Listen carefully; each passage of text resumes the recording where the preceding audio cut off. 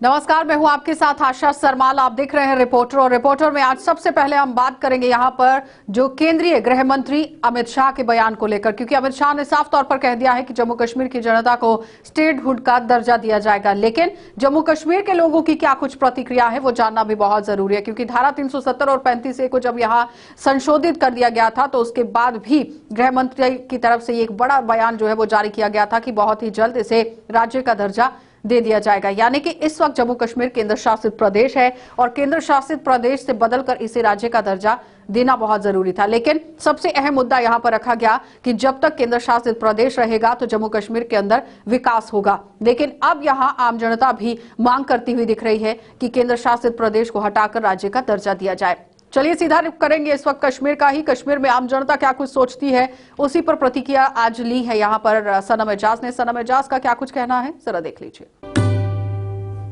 4 अगस्त की तारीख को जब जम्मू कश्मीर के हवाले से बड़ा फैसला लिया गया था तो उस फैसले में यह भी बताया गया था कि बहुत जल्दी जम्मू कश्मीर को स्टेटहुड वापस मिलेगी। और कल मरकजी वजीर ने एक बार फिर अमित शाह ने बताया है कि बहुत जल्द जम्मू कश्मीर को स्टेटहुड वापस दी जाएगी।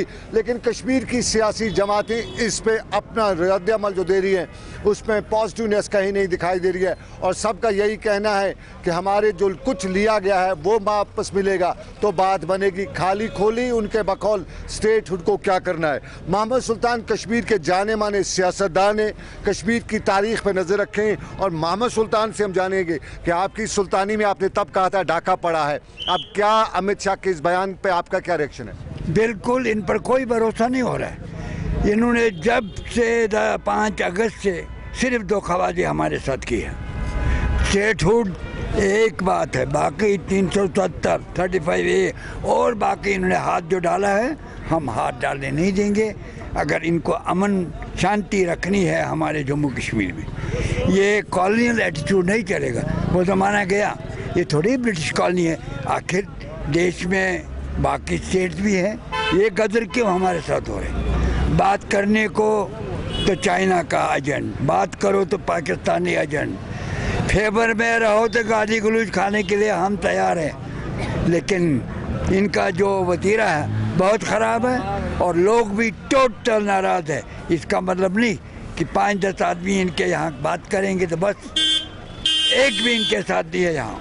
चलिए, बहुत शुक्रिया सुल्तान साहब। सुल्तान पिछली बार इनका कहना था कि उनकी सुल्तानी में डाका पड़ा है, लेकिन साफ जाहिर है कश्मीर में आम लोग ये भी कहते हैं जब नॉर्थ ईस्ट की स्टेट्स में स्पेशल कवानीन है, स्टेटहुड है, उनकी स्पेशल प्रोविजंस है, तो जम्मू कश्मीर में क्यों नहीं?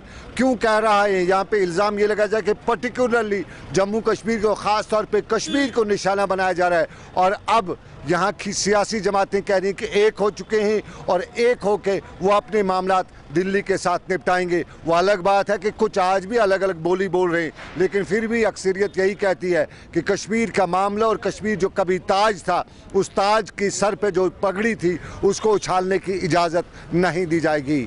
फिरदौस अहमद के साथ सनम एजाज, श्रीनगर, कश्मीर। तो आपने देखा कि सनम एजाज का क्या कुछ कहना था। आम जनता कश्मीर के अंदर कह रही है कि स्टेटहुड का दर्जा उन्हें नहीं चाहिए, वो धारा 370 और 35A को यहां बहाल करना चाहती है। अब बड़ा सवाल यहां पर यह है कि केंद्र सरकार अगर स्टेटहुड का दर्जा वापस देती है तो किस तरह से काम जो है वो जम्मू कश्मीर के अंदर होगा, क्योंकि आम जनता धारा 370 और 35A को लेकर बात करती हुई नजर आई। जाहिर तौर पर आपको बताते चले कि 5 अगस्त को जब ये फैसला लिया गया था उस वक्त ये ऐतिहासिक फैसला, अहम फैसला था। लेकिन आज भी आम जनता को समझने की जरूरत है कि आखिर किन कारणों की वजह से ये फैसला लिया गया और ये फैसला विकास की राह पर किस तरह से काम कर सकता है। लेकिन कश्मीर की जनता ये चाहती है कि धारा 370 और 35A को बहाल किया जाए। तो आने वाला समय ही बताएगा कि आखिर इस पर किस तरह से काम होगा। चलिए अब आपको लिए चलेंगे शहर श्रीनगर और शहर श्रीनगर से इरफान फाजिल आज हमें रिपोर्ट दे रहे हैं, क्योंकि 8 महीने के बाद आज यहां संडे मार्केट जो है वो खोली गई है। लोगों को काफी ज्यादा खामियाजा भुगतना पड़ रहा था, लेकिन उसी को मद्देनजर रखते हुए अगर काम करने की कोशिश की गई है। क्या कुछ पूरी जानकारी, पूरी रिपोर्ट हमें इरफान दे रहे हैं, देखिए। कोरोना वायरस के मामलात और उन्हीं मामलात को लेकर देखा जाए तो पूरे कश्मीर में लॉकडाउन भी था और लॉकडाउन के साथ साथ हमने देखा कि कई सारे फेजेस नजर आए, मगर बात रही संडे मार्केट को लेकर जो मुकम्मल तौर पे बंद रहा। मगर आज हम कह सकते हैं कि काफी टाइम के बाद संडे मार्केट, लाल चौक की जो चहल पहल है वो देखने को मिल रही है। लोगों की तादाद भी खूब है और साथ ही साथ ये भी हम कह सकते हैं कि जो वेंडर्स कई टाइम से मुतासिर हो चुके हैं उनके चेहरे में खुशी दिखाई दे रही है। उनका मानना है कि रोजगार के साथ साथ यहाँ संडे मार्केट की चहल पहल खूब है, मगर एसओपी गाइडलाइंस को फॉलो करना काफी ज्यादा इंपॉर्टेंट है। गुलिस्तान न्यूज के लिए सईद इरफान फाजिल।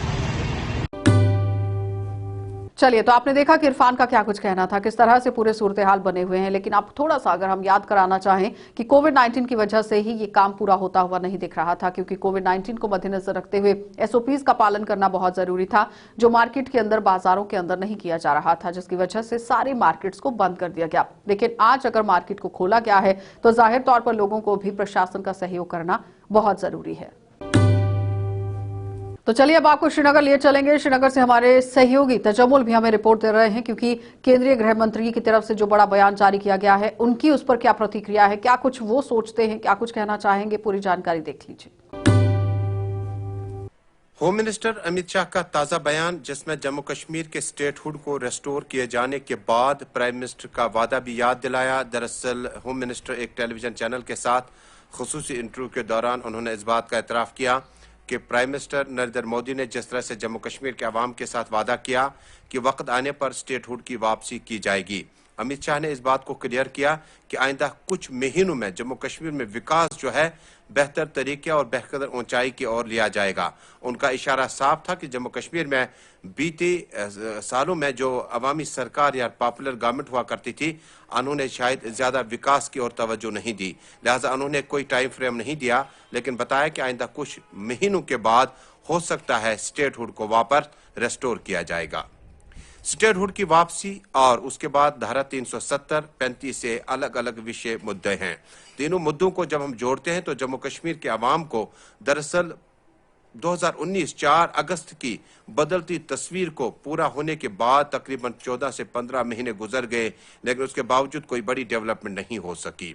अब होम मिनिस्टर के बयान के बाद पीपल्स डेमोक्रेटिक पार्टी और गुपकार सिग्नेटरीज इस बयान को किस तरह से लेते हैं, उनके बयान के और इस रिएक्शन में वो क्या कुछ कहते हैं, उसके लिए थोड़ा वक्त चाहिए। लेकिन उससे कबल आपको अवामी नेशनल कॉन्फ्रेंस और पीपल्स डेमोक्रेटिक पार्टी के इंडिविजुअल, नेशनल कॉन्फ्रेंस के इंडिविजुअल बयान जो हैं वो कुछ दिन पहले ही आ चुके थे, जब 370, 35 की वापसी के बारे में उनसे कई सवालात पूछे गए थे। पीडीपी का मानना है कि 35 से 370 की वापसी तक स्टेटहुड का कोई मतलब नहीं है। इल्तिजा मुफ्ती ने अपना ट्वीट करते हुए कहा था कि एक जिस्म के अंग काट कर उसको अलग किया जाएगा, उसके बाद जिस्म वापस किया जाएगा। ये वैसा ही मामला है जैसे आप 35 और 370 के बगैर स्टेटहुड की वापसी देखते हैं। Awami National Conference, CPIM, Congress party भी इस बात पर जोर देती है कि स्टेटहुड की वापसी वक्त की अहम तरीन जरूरत है। हालांकि अपनी पार्टी ने पहले ही क्लियर किया था कि स्टेटहुड की वापसी के लिए वो लड़ेंगे। इससे कबल पीपल्स डेमोक्रेटिक पार्टी और नेशनल कॉन्फ्रेंस ने 35 और 370 को वापस उसी शेप में, उसी साइज में लाना होगा जो कि 2019 4 अगस्त की तस्वीर थी। देखना होगा कि गृह मंत्री के स्टेटमेंट के बाद जम्मू कश्मीर में सियासी सूरत हाल किस तरह से बयानबाजी जारी कर सकती है। लेकिन बयानबाजी से कबल गुपकार डिक्लेरेशन में सिग्नेटरीज जो हैं, जिन्होंने बाज़ाब्ता तौर पर एक इत्तेहाद कायम किया हुआ है, और इस इत्तेहाद का बयान किस तरह से सामने आता है और उससे आने वाले दिनों में सियासी सूरत हाल किस तरह से तब्दील होगी, इसके लिए हमें होगा करना इंतजार। लेकिन स्टेटहुड की वापसी के साथ शायद एक तबके को होम मिनिस्टर ने एड्रेस तो जरूर किया, और जम्मू में भारतीय जनता पार्टी की डिमांड थी स्टेटहुड की, अपनी पार्टी की भी डिमांड थी, कांग्रेस की भी डिमांड थी। लेकिन ये देखना होगा नेशनल कॉन्फ्रेंस इस मुद्दे को किस तरह से लेता है। तो आपने देखा कि तजम्मुल का क्या कुछ कहना था, किस तरह से वो बात करते हुए नजर आ रहे हैं कि यहाँ Congress party, Bharatiya Janata party, national conference और पीडीपी की अगर हम बात करें तो ज्यादातर सियासी गतिविधियां जो है वो देखी जा रही हैं। लेकिन धारा 370 और 35 को जब से यहाँ संशोधित किया गया था, उसके बाद अब यहाँ पहली बार चुनाव जो है वो पंचायती चुनाव कराए जाएंगे। हर बार पंचायती चुनावों को टाला गया है आतंकी गतिविधियां और उनकी धमकी को मद्देनजर रखते हुए, लेकिन इस बार चुनाव जो है वो करवाए जा रहे हैं। लेकिन बड़ा सवाल यहाँ पर यही उठता है कि केंद्र सरकार की तरफ से, केंद्रीय गृह मंत्री की तरफ से अब बड़ा बयान जहां जारी कर दिया गया है कि किस तरह से स्टेटहुड का दर्जा जो है वो जम्मू कश्मीर को दिया जाएगा। लेकिन जम्मू कश्मीर की जो सियासी पार्टियां हैं वो भी अब स्टेटहुड के दर्जे की मांग करती हुई नजर आ रही हैं। अपनी पार्टी ने तो सबसे पहले ये स्टैंड सामने रखा था कि स्टेटहुड का दर्जा होना चाहिए, लेकिन आम जनता ये चाहती है कि धारा 370 और 35A को बहाल किया जाए और सियासी पार्टियां ये चाहती हैं कि यहां पर राज्य का दर्जा बहाल किया जाए। तो अब देखना यह है कि जब सियासी गतिविधियां शुरू होती हैं तो आम जनता की सोच लेकर सियासी गतिविधियों में उतरती हैं ये पार्टियां या फिर इसी मुद्दे को अपना जो बड़ा एक मुद्दा है वो बनाएंगी। चलिए अब पट्टन का रुख कर लेते हैं, क्योंकि राही निसार भी पट्टन पहुंचे हुए हैं और SOPs का पालन बिल्कुल भी नहीं हो रहा है। सोशल डिस्टेंसिंग की वहां पर धज्जियां उड़ रही हैं। रिपोर्ट देख लीजिए राही की। कोविड-19 यानी कि कोविड की जो महामारी अभी चल रही है, बिल्कुल अभी तो वो जारी है। अगर हम रोज़ाना देखते हैं तो शाम को यहाँ पे 600 तो 700 केसेस तो आ ही जाते हैं। साथ साथ में अगर हम यहाँ पट्टन की बात करें, बिल्कुल कल शाम यहाँ पे कोविड की वजह से एक की डेथ भी हुई। वहीं पे अगर हम सरकारी इन जो भी यहाँ पे फंक्शंस होते हैं उनकी बात करें, शायद उनको लगता है कि कोविड महामारी चली गई है, क्योंकि जो ही सरकारी फंक्शनों का हाल हम देखते हैं वहाँ तो SOPs का कहीं पे नाम ही नहीं है। और ख़ास करके जो ये फंक्शन यहाँ पे हो रही है, इनमें तो छोटे छोटे बच्चे भी साथ होते हैं, उनको तो मास्क कहाँ, SOPs कहीं दूर दूर तक नज़र नहीं आ रही है। राही निसार, गुलिस्तान न्यूज़, पटन। तो आपने देखा कि राही का क्या कुछ कहना था, किस तरह से धज्जियां जो है वो यहाँ पर पट्टन इलाके के अंदर उड़ती हुई नजर आ रही हैं। बार बार लोगों को समझाने की कोशिश तो की जा रही है, जागरूक करने की कोशिश की जा रही है, लेकिन आम जनता जो है वो समझने का नाम नहीं ले रही। आखिर किस वजह से आम जनता इस पर सहयोग करती हुई नजर नहीं आ रही है, ये बड़ा सवाल है। लेकिन जाते जाते एक संदेश जरूर यहाँ पर आम जनता के लिए छोड़ना चाहेंगे कि अगर आप SOPs का पालन करते हैं तो वो आप अपनी सेहत के लिए कर रहे हैं। चलिए अब आपको बड़गाम लिए चलेंगे और बड़गाम से भी अशरफ डार हमें रिपोर्ट दे रहे हैं, क्योंकि आज टूर्नामेंट के हवाले से भी खबर निकलकर सामने आई है, यानी कि खेलकूद को भी बढ़ावा दिया जा रहा है। क्या पूरी रिपोर्ट है, देख लीजिए। अगर हम बात करें जम्मू एंड कश्मीर की, तो जो डिसेबल पर्सनस है, जिनको अब स्पेशल डिसेबल पर्सनस के नाम से भी जाना जाता है, तो आज बड़गाम में जो है समर यहाँ पर एक टूर्नामेंट जो है यहाँ पर वैली समर टूर्नामेंट यहाँ पर इनाकाद किया जा रहा है, जिसका व्हील चेयर एसोसिएशन की तरफ से ये मुनक़द किया जा रहा है। तो इसमें जो है जो भी हैंडीकैप्ड जो पर्सनस है वो यहाँ पर पार्टिसिपेट करेंगे। करीबन 3 टीमों पर ये टूर्नामेंट रहेगा, 2 दिन में ये चलेगा। तो हमारे साथ बात करने के लिए मौजूद है इस टाइम जो है ये प्रेसिडेंट है, ये जो व्हील चेयर एसोसिएशन के प्रेसिडेंट है, इनसे हम जानेंगे कि क्या कुछ मकसद से ये जो प्रोग्राम यहाँ पर ये जो टूर्नामेंट इनाकाद किया जा रहा है, तो इसका क्या मकसद है। जी जनाब, ये बताइए क्या कुछ मकसद है इस टूर्नामेंट को इनाकाद करने का। एक्चुअली इस टूर्नामेंट को अभी इनेकाद करने का हमारा ये मकसद है कि फिज़िकली चैलेंजड लोग जो है यहाँ पर तरह तरह की मुश्किलों से दरपेश है, बहुत सारी मुश्किलें उन्हें फेस आ रही है। सबसे बड़ी चीज़ है, हम अगर अपने डिस्ट्रिक्ट बड़गाम में देखें तो एक्सेसिबिलिटी नहीं है। सबसे पहले बड़ी बात, जहाँ पे भी जाते हैं बोहरी की तरह उठा के 4 आदमी व्हील चेयर पकड़ के हमें अंदर ले जाते हैं। एक अपनी जगह पे हर किसी की एक सेल्फ रेस्पेक्ट होती है, उससे धक्का लगता है उन चीज़ों को। और दूसरी बात, यहाँ पर इनका जो अभी यहाँ पे ये सब लोग आए हैं, आप इनके अंदर देखेंगे इनके अंदर कितना भरोसा है अपने ऊपर, कितना कॉन्फिडेंस है इन प्लेयर्स को, और इन सबको हुक्काम की नज़र में लाने के लिए, ताकि हुक्काम इनकी मुश्किलातों पर ध्यान दे और इनकी मुश्किलों को हल कर सके। क्योंकि बहुत सारी प्रॉब्लम्स फेस कर रहे हैं ये लोग, जैसे कि हमारा फूड एंड सप्लाईज है, एजुकेशन डिपार्टमेंट है, हेल्थ डिपार्टमेंट है। इनफैक्ट मैं आपसे ये कहूँगा कि हमें रिजर्वेशन होती है रेलवे डिपार्टमेंट में, उसमें जो है हमें राउंड सील रिक्वायर होती है, जो उन्होंने रिजर्वेशन का अपना ये प्रोसीजर रखा हुआ होता है। बट अनफॉर्चुनेटली अभी तक आप देखेंगे डिस्ट्रिक्ट बड़गाम में किसी भी डॉक्टर साहिबान के पास या डॉक्टर साहब के पास ऐसी सील बिल्कुल भी नहीं है। इसके रिगार्डिंग हमने CMO साहब से बात की थी, बहुत बार हमने मीटिंग्स की थी, लेकिन अभी तक उस पर भी कोई अमल नहीं हो पाया। चलिए अब रुख कर लेते हैं त्राल का, क्योंकि त्राल के अंदर भी आज CRPF की पार्टी को निशाना बनाने की कोशिश की गई है आतंकवादियों की तरफ से, और उस पर ग्रेनेड से हमला किया गया, जिसमें हमारे एक जवान के घायल होने की खबर जो है वो सामने आई थी। लेकिन फिलहाल उनकी हालत यहां स्थिर बनी हुई है, लेकिन आतंकवादियों की जो गतिविधियां हैं वो दिन ब दिन बढ़ती हुई दिख रही हैं। फिदा हमें रिपोर्ट दे रहे हैं, देख लीजिए। दक्षिण कश्मीर के पुलवामा के त्राल इलाके में संदिग्धों ने एक ग्रेनेड हमला किया, और इस ग्रेनेड में एक असिस्टेंट सब इंस्पेक्टर CRPF जो है उनको मामूली चोटें आई और उनको ज़ख्मी हालात में अस्पताल ले जाया गया। हालांकि ग्रेनेड फटने के साथ ही वहां पर जो लोग थे वो अपने आप को बचाने के लिए महफूज स्थानों पर जाने लगे। उसके फ़ौरन बाद उस इलाके को कॉर्डन में ले लिया और संदिग्धों की तलाश जो है वो शुरू की गई है। इस सिलसिले में पुलिस स्टेशन त्राल में भी एक मामला दर्ज किया गया है। हालांकि इसके पीछे किन लोगों का हाथ है अभी तक उस चीज़ का खुलासा नहीं हुआ है। लेकिन ये दक्षिण कश्मीर का ज़िला पुलवामा का त्राल इलाका है और त्राल इलाके के हवाले से मैं आपको यही बता दूं कि अक्सर त्राल के इस बस स्टैंड में कहीं न कहीं पर ग्रेनेड हमले होते ही रहते हैं। लेकिन उसके बाद सिक्योरिटी फोर्सेस उन संदिग्धों को जल्द ही सलाखों के पीछे भी डालती है। और आज ये देखना होगा कि क्या इस मामले में कितने लोग होंगे, क्या उनकी गिरफ्तारी जल्द होती है, ये तो आने वाले समय में ही पता चलेगा। JK 24/7 के लिए मैं फिदा हुसैन। तो आपने देखा कि फिदा का क्या कुछ कहना था, किस तरह से ये लोग यहां पर पहुंचते हैं और एक सीआरपीएफ की पार्टी को निशाना बनाने की कोशिश की जाती है। लेकिन आप समझिए कि सुरक्षा बल किस तरह से डटे हुए हैं, मुस्तैद हैं और हर एक चप्पे चप्पे को खंगालने की कोशिश की जा रही है। जाहिर तौर पर इससे पहले भी कई बार नाका पार्टी को अपना निशाना बनाने की कोशिश की गई है आतंकवादियों की तरफ से, लेकिन आतंकवादी हमेशा मौत के घाटी उतारे जाते हैं। चलिए, तो कश्मीर से और भी कई संवाददाता हमारी ग्राउंड जीरो से रिपोर्ट दे रहे हैं, क्या कुछ दिखा रहे हैं देख लीजिए। इस वक्त हम पुलडोडा में हैं, जहां पे भदरवा से भी गाड़ियां आती हैं और यहीं पे रुकती हैं, किश्तवाड़ से गाड़ियां आती हैं, यहीं पे रुकती हैं और यहां से जम्मू भी गाड़ियां जाती हैं, कश्मीर भी जाती हैं और डोडा डिस्ट्रिक्ट में भी ये गाड़ियां आती हैं। मगर एक हैरान करने वाली बात यह है, यहाँ पे आप देख सकते हैं टॉयलेट कम्प्लेक्स बनाया गया है, मगर यहाँ के लोगों का कहना है कि ये कॉम्प्लेक्स बंद होता है और जो पैसेंजर यहाँ पे आते हैं वो खुले आसमान के नीचे उनको बाथरूम जाना पड़ता है। हम कुछ लोगों से भी बात करेंगे, इनसे जानेंगे कि किस तरह की परेशानी आ रही है। सर, क्या नाम है आपका? सर धीरज शर्मा। धीरज जी, किस तरह की परेशानी आ रही है यहाँ पे? सर हमें परेशानी पहले जब लॉकडाउन था तब तो कोई परेशानी नहीं थी, तब बाथरूम प्रॉपरली खुलता था, सारे लोग आते थे जाते थे। जब से लॉकडाउन हुआ है तब से यहाँ पे बाथरूम बंद रहता है। जो बाथरूम पे क्यों रहता है? जो बाथरूम में कर्मचारी है वो अपना काम करता है, तो वो उसका कोई धंधा है चटाई शटाई का, वो धंधा करता है। तो जब वो आता है 4-5 बजे के बाद या सुबह खोलता है। तो जो यहाँ पे आते हैं पैसेंजर वगैरह वो कहाँ जाते हैं?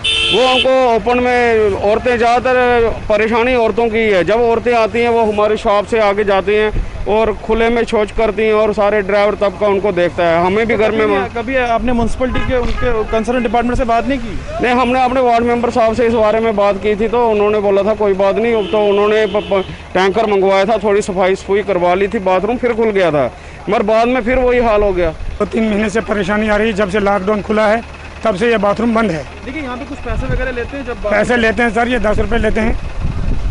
हाँ जी, लेकिन ये खोलते हैं सुबह 7 बजे 6 बजे से 7, 8, 9 बजे तक, उसके बाद चले जाते हैं कहीं। आप एजेंट का काम करते हैं, कितनी परेशानियों का सामना करना पड़ता है जो यहाँ पे आते हैं? परेशानियों का सामना करना पड़ता है कि लोगों की माएँ बहनें भद्रवाह से, किश्तवाड़ से, डोडा से आती हैं, यहाँ पर गुंदों से आती हैं और वो बेचारे यहाँ खुले आम पेशाब करने टटी करने बेचारी बैठ जाती हैं। हम शर्मसार होकर दूसरी तरफ मुंह करके खड़े हो जाते हैं, फिर हम क्या करें। हमने 12 दफ्तर वालों से भी कहा, NSC वालों से भी, EO साहब से हमने कहा, के चेयरमैन यही रहने वाले हैं। अच्छा, मुश्ताक साहब से भी हमने कहा। पुलडोडा में ही वो रहते थे, क्या इस इलाके के लिए कोई तरक्की कुछ भी नहीं हो रही है? सर यहाँ तो बाथरूम के लिए तो कुछ ही नहीं हुआ, बाथरूम तो खुलता ही नहीं है। खुले आसमान के नीचे लोगों को बाथरूम जाना पड़ता है। टॉयलेट कम्प्लेक्स बनाया गया है, मगर ये शोपीस के तौर पे यहाँ पे रखा गया है। अंदर जाके हम बात करेंगे, जो अंदर यहाँ पे रखे हैं इनसे हम जानेंगे कि आखिर क्यों ये बंद होता है। अगर सरकार ने इस पर पैसा खर्चा है, काफ़ी लाखों पैसे इस पर लगे हैं, कि आखिर ये बंद क्यों होता है? लोगों की डिमांड है कि खुलना चाहिए। सर, क्या नाम है आपका? क्यों बंद रखते हैं आप ये कम्प्लेक्स? हमारा नहीं, तनख्वाह मिलते हैं, इसमें कोई काम हम जो करते हैं तो वो हमको भेजा जो काम करो, मतलब जो है वो सोनू नाम का लड़का है, वो टॉयलेट में है। कितने पैसे लेते हैं जो यहाँ पे टॉयलेट करते हैं? टॉयलेट आते हैं तो 10 रुपया लेते हैं, मतलब खुराकी भी नहीं ऊपर होता है। 100 रुपया पर आपको 10 रुपये, मतलब रेट हमको नहीं दिया। मतलब वहाँ पर जो बताया सोनू नाम का लड़का है, वो बस स्टैंड फ्री पे काम करते हैं? फ्री में काम कर रहे हैं। हाँ, पैसा वैसा कुछ नहीं हमको मिलता है, फ्री में काम कर रहा हूँ। मैं आपको दिखाऊं कि इस तरफ मोटर भी है, ये एक रूम देख सकते हैं यहाँ पे रखा गया है, इसमें मोटर है, पाइप है, टैंक बनाया गया है, मगर पानी नहीं है। इनका ये कहना है कि यहाँ पे पानी नहीं है। पानी क्या लोग लाएंगे घरों से, फिर यहाँ पे आना पड़ेगा। और आप देख सकते हैं काफी पैसा इस पे लगाया गया है। ये आप हालत देख सकते हैं किस तरह की हालत है। पुलडोडा में ये कम्प्लेक्स बनाया गया, वार्ड नंबर 1 का ये कम्प्लेक्स है, टॉयलेट कम्प्लेक्स। और इसकी कंडीशन आप देख लीजिए कि किस तरह की कंडीशन है। और बहानेबाजी ऐसी होती है कि यहाँ पे पानी नहीं है। साथ में आप देख सकते हैं कि चिनाब, ये कितना बड़ा दरिया है, पानी की यहाँ पे किल्लत है। जरा सोचने वाली बात है कि यहाँ पे पानी की किल्लत हो सकती है। लेडीज के लिए बाथरूम बनाया गया है। कंडीशन आप देख लीजिए कि किस तरह की सिचुएशन यहाँ पे बनी हुई है। म्यूनसिपैलिटी कहाँ पे है, कहाँ पे चेयरमैन है, कहाँ पे ईओ है? रहते थे वहाँ पर, पहले हम कुछ रहते थे, लॉकडाउन से पहले रहते थे, तो उस टाइम में हम जो है वो जम्मू का जो क्या नाम है उसका, जिसने आपको यहाँ पे रखा उसको आपने कभी नहीं बताया कि यहाँ पे पानी की दिक्कत आ रही है? सब दिन बताता हूँ, आज पानी का था, आज गिरेगा कल गिरेगा। जब ऑफिस में भी गए थे तो बोला कि गिरा देंगे, आज पानी कोई नहीं। आप लोगों का यहाँ पे कहना है कि यहाँ पे अक्सर बंद ही रहता है, बंद क्यों रखते हैं? बंद नहीं रखे हैं, लॉकडाउन से बंद था, हम घर गाँव चला गए थे ना। इनका कहना है कि कल भी बंद था, 5 बजे के बाद आप यहाँ पे आते हैं। 3 दिन से पानी नहीं है इसमें, तो हम उसे बैठ करके खोल देते हैं, मतलब जो थोड़ा बहुत पानी है तो हम उसको सफाई वफाई किए थे, पानी सब बहा करके जो है लास्ट में जो है काफी परेशानी लोगों को उठानी पड़ रही है इसकी वजह से। अब मैं इसको बाहर भी आपको दिखाता चलूँ कि किस तरह की सिचुएशन बाहर की बनी हुई है, कितनी गंदगी है, लोगों को काफी दिक्कत आ रही है। और लोगों के लिए बनाया गया था डोडा में, वो सोनू है कोई, उससे भी उसके भी हमने शिकायत बार बार की, वो बोलता है शाम को आऊँगा सुबह आऊँगा, लेकिन आता नहीं है वो। सर एक बात मेरी आपसे अपील है मीडिया के माध्यम से, सर 10 रुपये कहीं भी पेशाब का या बाथरूम का कोई रेट नहीं है, और सर जब इनके पास आओ ये 10 रुपये मांगते हैं। मेरा अभी हम हमारे एक मीडिया के कर्मी गए थे अंदर, उनका भी यही कहना है कि जब मैं यहाँ पे पहुँचा मेरे को बताया गया कि 10 रुपये आप दे दीजिए, और लोगों का भी यही कहना है कि 10 रुपये यहाँ पे मांगे जाते हैं। और किसने इनको रेट दिया, किसने आपको बोला है कि आप 10 रुपये लीजिए? वो बस स्टैंड में है ना, सोनू नाम है लड़का, उसने बताया आपको वो 10 रुपया सबसे लेता है, वो भी बस स्टैंड में पूरा लेता है ना डोडा में। ये पैसा कहाँ जमा होता है जो आप यहाँ पे लेते हैं? जमा पहले मिलता था, डॉक्टर सुभाष नाम है कि क्या नाम है, वहाँ देता था, मतलब अभी पैसा उसको नहीं मिल रहा, लॉकडाउन से पैसा 1 रुपया नहीं मिल रहा उसका। तो ये जो आज का पैसा जमा करके तो 50-100 रुपया मिलता तो खुराकी में जाता है, उसमें कहाँ मिलेगा कहाँ चीज। चलिए अब आपको राजौरी लिए चलेंगे और राजौरी से ग्राउंड से आज हमें जमशेद मलिक रिपोर्ट दे रहे हैं कि किस तरह से पूरी कवायद जो है वो चलाई जा रही है। मुगल रोड को खोलने की बात कही गई थी, जिसकी वजह से आम जनता काफी खुश भी नजर आई थी, लेकिन आज आधिकारिक तौर पर पुष्टि जो है वो कर दी गई है कि मुगल रोड यहां नहीं खोला गया है। काफी परेशानियां लोगों को झेलनी पड़ी। क्या कुछ रिपोर्ट दे रहे हैं जमशेद, देख लीजिए। वादी कश्मीर से खिताई पीर पंचाल को जोड़ने वाली मुगल शाहराह पर अगरचे पिछले कई महीने से पाबंदियां आयद की गई हैं, क्योंकि सिविल गाड़ियों को इस शाहराह पर चलने की इजाज़त नहीं दी जा रही है। उसके बावजूद अगर हम बात करें, सिर्फ सरकार की तरफ से इस रूट पर सिर्फ 1 वे वादी कश्मीर की तरफ से खिताई पीर पंचाल की तरफ मालबरदार गाड़ियों के आने की इजाज़त है, बाकी गाड़ियों को चलने की इस पर इजाज़त नहीं है। इस वक्त हम खड़े हैं मुगल शाहराह के चंदीमाड़ इलाके के आसपास, जहाँ कुछ टूरिस्ट भी हैं हमारे साथ, इनसे जानेंगे जो इस तरफ रुक कर रहे हैं। इस वक्त टूरिस्ट बंद होने की वजह से इनको कितनी मुश्किलात आ रही हैं। सर, मुगल शाहराह पर बंद होने के बाद आपको कितनी मुश्किलात आ रही हैं और आप कहाँ से आ रहे हैं और कहाँ जाना है आपको? हम लोग राजौरी से हैं। बेसिकली यहाँ मुगल रोड में तो हम लोग आए थे, लेकिन बहुत दिक्कत का सामना करना पड़ रहा है हमें। यहाँ पे लोगों को काफ़ी दिक्कत है, गाड़ियों सिविल गाड़ियाँ जो है ये लोग कम छोड़ रहे हैं। हम तो यही कहते हैं कि 12 महीने इस रोड को ओपन करना चाहिए, क्योंकि टूरिस्ट जो है, टूरिस्ट का बड़ा शौक़ होता है कि हम वैली के अंदर जाएं, घूमें और बाहर आएं, और वैली के लोग जो हैं राजौरी पूंछ को देखें। ये बहुत अच्छा एक कंसेप्ट था, लेकिन कहीं ना कहीं हमें काफ़ी दिक्कत आ रही है। जिस तरह इस रोड पे सिविल गाड़ियों को चलने की इजाज़त नहीं दी जा रही है, हालांकि हर बार ऐसा होता है कि 3 महीने या 4 माह ये रोड बंद रहती है बर्फबारी के बाद। इस बार कोविड-19 के चलते रोड ये बंद हुई थी, मगर अभी तक अगर ये बात कहें कि सारी रोडें खोल दी गई, इस रोड को पाबंदी लगाई गई, इस पर आप क्या कहेंगे? ये बहुत गलत बात है। सरकार को चाहिए इस रोड को बिल्कुल ओपन करना चाहिए, ताकि टूरिस्ट हमारा बाहर से आए, यहाँ से वैली की तरफ जाए, वैली के लोग जो हैं यहाँ आएँ, और काफ़ी अच्छा मतलब यहाँ बिज़नेस भी अच्छा चल सकता है। और जो लोग गाड़ी वाले हैं यहाँ खुश होकर यहाँ आते हैं, चंडीगढ़ तक या ऊपर दुबचियाँ तक, वहाँ से वापस हो जाते हैं। बड़े मतलब जलील होना पड़ता है लोगों को। यहाँ हमने भी देखा है कि काफ़ी लोग जम्मू से आए थे लेकिन वापस चले गए, वो यही थे कि सिविल गाड़ी को इजाज़त नहीं है। ये थे हमारे साथ एक टूरिस्ट जो मुगल शाहराह के रास्ते सफ़र कर कर वादी की तरफ जा रहे थे, मगर इनको जाने की इजाज़त नहीं है, क्योंकि इस रूट पर गाड़ियाँ सिविल गाड़ियों को चलने की इजाज़त नहीं है। हालांकि ये शाहराह एक ऐसी शाहराह बन चुकी है जो कोविड-19 के चलने के बाद, अगर हम ये कहें कि पूरे हिंदुस्तान में किसी भी स्टेट में आने जाने की परमिशन की ज़रूरत नहीं है, मगर मुगल शाहराह एक ऐसी शाहराह है जिस पर आज भी चलने के लिए आपको डिविजनल कमिश्नर की इजाज़त ज़रूरी है, उसके बाद ही आप शाहराह पर सफ़र कर सकते हैं। जमशेद मलिक, गुलिस्तान न्यूज़, पुंछ। तो आपने देखा कि जमशेद का क्या कुछ कहना था, किस तरह से वो बात करते हुए नजर आ रहे हैं कि अगर मुगल रोड को खोला जाता तो लोगों को काफी ज्यादा फायदा होता, क्योंकि एक तरफ से अगर रोड क्लोज हो जाता है, बंद हो जाता है, तो मुगल रोड के सहारे से आप कश्मीर पहुंच सकते हैं। लेकिन यहाँ पर रोड जो है वो नहीं खोला गया है, तो जाहिर तौर पर लोगों को परेशानी झेलनी पड़ रही है। आला अधिकारी जो है वो भी कहते हुए नजर आए हैं कि यहाँ पर जब लोग जम्मू से पहुंचते हैं उन्हें वापस लौटना पड़ता है। तो जाहिर तौर पर प्रशासन को एक बार फिर से गौर करने की जरूरत थी, क्योंकि मुगल रोड को खोला जाना बहुत अहम है। चलिए रुक कर लेते हैं अब सांबा का, और सांबा में भी इस वक्त ऋषि खजूरिया मौजूद हैं, और ऋषि खजूरिया इस वक्त हमें क्या पूरी जानकारी दे रहे हैं, देख लीजिए। तो कल से एक नया प्रोग्राम शुरू हो रहा है, माई टाउन माई प्राइड, यानी जिस तरह से बैक टू विलेज का कार्यक्रम चलाया गया उसी की तर्ज पर आप ये कह सकते हैं कि अब शहरों में आला अधिकारी कल से रुक करेंगे, और ये प्रोग्राम 2 दिन तक चलेगा, यानी 19 अक्टूबर और 20 अक्टूबर, और डोर स्टेप पर आकर एक बार फिर से जो शहर के लोग हैं उनकी दिक्कतों को सुना जाएगा। लेकिन क्या ये इनिशिएटिव कामयाब होगा और किस तरह की दिक्कतों को सुना जाएगा, क्योंकि कहीं ना कहीं अगर शहरों की बात करें तो जितने भी कॉर्पोरेटर्स या वार्ड मेंबर्स आप कहते हैं अलग अलग वार्ड्स के, तो उनकी एक ही डिमांड है कि अभी तक डेवलपमेंट नहीं हो पाई है। 2 साल का वक्त हो गया है म्युनिसिपल इलेक्शन को, लेकिन अभी तक फंड्स भी रिलीज नहीं किए जा रहे। तो किस तरह से ये प्रोग्राम कामयाब होगा, मैं इन्हीं से जानने का प्रयास करता हूं। तो मेरे साथ यहाँ पर म्युनिसिपल कमेटी सांबा के चेयरमैन, वाइस चेयरमैन और बाकी जो वार्ड मेंबर्स हैं ये मौजूद हैं। मैं सबसे पहले इन्हीं से जानूंगा, मैं आपसे जानना चाहता हूं कि कल से ये प्रोग्राम शुरू हो रहा है बड़े स्तर पर, जिस तरह से बैक टू विलेज का कार्यक्रम चलाया गया, यानी अब शहरों की ओर रुख कर रहे हैं अधिकारी, तो क्या लगता है कि कैसा ये इनिशिएटिव है और क्या लगता है कि ये कामयाब हो पाएगा, क्योंकि कहीं ना कहीं दिक्कतें काफ़ी ज़्यादा है म्युनिसिपल कमेटीज़ में। ऋषि जी, सबसे पहले मैं धन्यवाद करता हूं कि आपके चैनल के माध्यम से मैं जो बात कर रहा हूं। पिछले 1.5-2 साल से जो हमारी म्युनिसिपल काउंसिल सांबा, पहले कमेटी थी, अब म्युनिसिपल काउंसिल सांबा हो गई है। इसी साल में इसका SRO निकला था। 2 साल से हम सारे के सारे जो पार्षद है वो सफ़र कर रहे थे, क्योंकि 2018 को जब डीलिमिटेशन हुई थी तो डीलिमिटेशन भी वो गलत तरीके से हुई थी, यानी कि वार्ड के हिसाब से और एरिया के हिसाब से और बॉर्डर के हिसाब से बिल्कुल गलत हुई थी। कई ऐसे वार्ड है जो 2-2, 3-3 किलोमीटर के दायरे में आते हैं। कई ऐसे वार्ड है जिसमें 600 से 700 वोटर है, और कई ऐसे वार्ड है जिसमें 1200 वोटर है, 1300 वोटर है।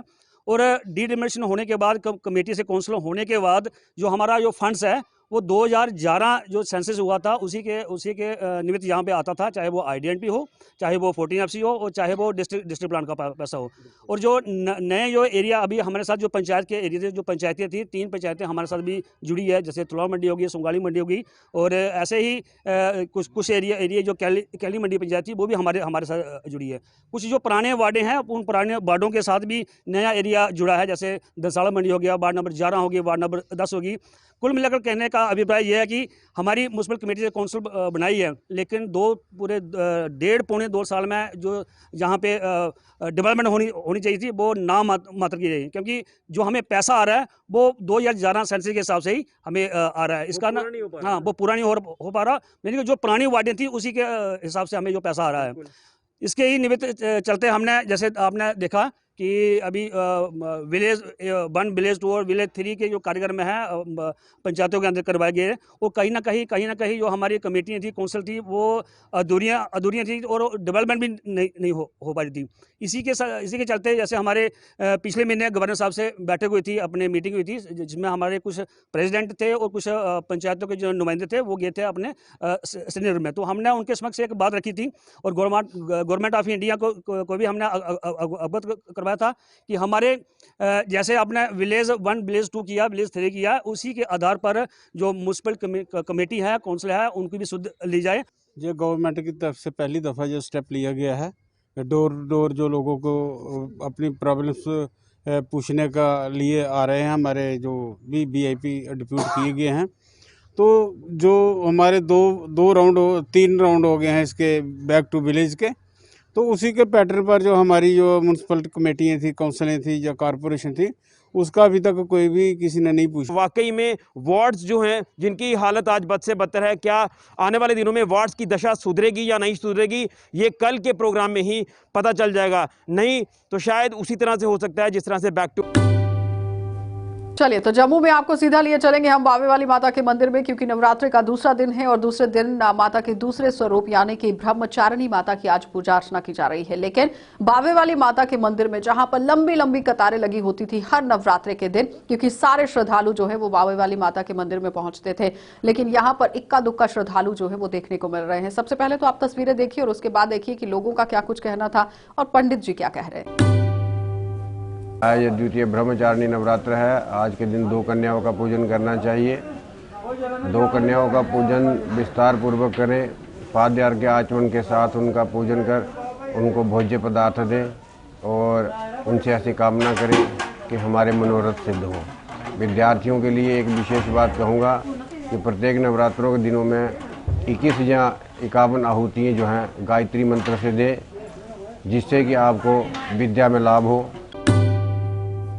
ये भी आपको बताएं कि हर एक मंदिर के अंदर तिल धरने की जगह नहीं होती थी, लेकिन आज आप देखिए कि वहां पर बिल्कुल वीरानी जो है वो छाई हुई नजर आ रही है। लेकिन अगर हम देखें कि सिक्योरिटी के लिहाज से किस तरह से इंतजाम प्रशासन की तरफ से किए गए हैं, एसओपीज का ख्याल पूरी तरह से रखा जा रहा है और मुकम्मल तरीके से जो श्रद्धालु पहुंच रहे हैं वो भी एसओपीज का पालन करते हुए नजर आए। फिलहाल आप देखते रहिए प्रोग्राम।